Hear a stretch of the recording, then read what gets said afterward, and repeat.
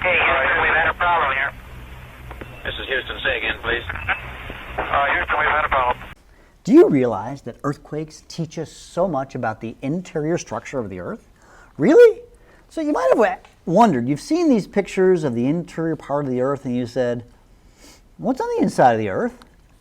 And you know what? How do we know? No one's ever dug a hole to the bottom of the Earth. It'd be too hot, pressure, cave-ins. You know how we do it? Earthquake waves. Yeah. So here's the deal. Remember these earthquake waves, seismic waves we looked at a little bit earlier? We learned all kinds of cool things about these. When we look at these waves, since they're propagating, they're moving through the Earth, they do something different. Now, recall something about P waves and S waves. P waves go through solid and liquid. S waves only go through solid and no liquid. So let's take a look at this picture. We've got the epicenter of an earthquake right here, and we've got different kinds of waves. Now notice here, we call it the S wave shadow because the S waves can't make it past the outer core because the outer core, and this is actually how we know the outer core is made, is this is a liquid. And so it can't pass through there. So these are the S waves, and you see P waves on the other hand, this would be a P wave like right here. The P wave hits this outer core and it bends it. And it has to do with something called refraction. If you take physics, you'll learn about how waves can be refracted. That's how they're bent in different medium. And then they get bent again when they hit the inner core, which is now solid. And then they get refracted again. And we find the actual wave, it actually comes the other side of the Earth. And so by this S wave shadow right here, that tells us that at least part of the interior structure of the Earth is made of a liquid. So the mantle right here is solid. All right, and it's weird, it's sort of loosey solid because it is, we've talked about convection cells coming up from the Earth, and it's not completely liquid, it's kind of a sort of semi-solid thing. So yeah, but it tells us about the interior structure of the Earth. So let's take a look at the interior structure of the Earth.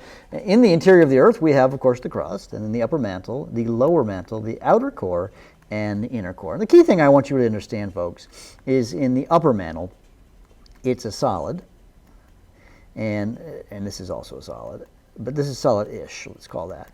The outer core is definitely a liquid, and the inner core is a solid. And we can also measure the temperature as we go down here. So the crust, as you know, it's the top layer, and it's the least dense. All right, now we move on to the mantle.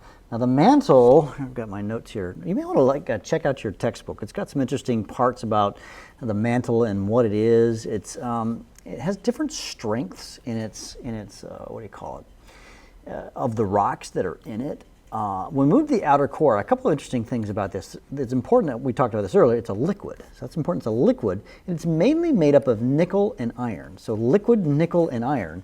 And these are moving inside. So it's a liquid. So it's moving. And this is what causes the Earth's magnetic field. We've learned about this earlier.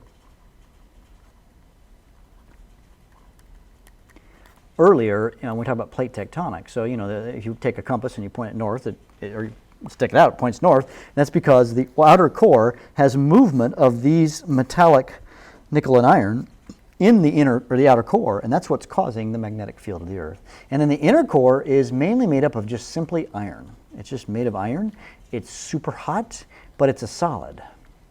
And the reason we can't really measure the solidity of it, obviously no one's dug down there, but it has to do with against the P waves. But the other thing we know why it's solid is because the pressure's down there. We could do the math and how much rock's on top of it, what's the pressure on it, and at that pressure, iron is a solid. So it's a solid hunk of iron. Think of that, one big piece of iron.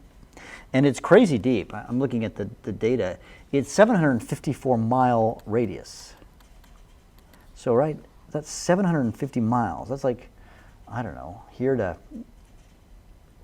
isn't it like here to like, I'd say St. Louis, and a ball that big filled with iron, made of iron, and it's crazy hot.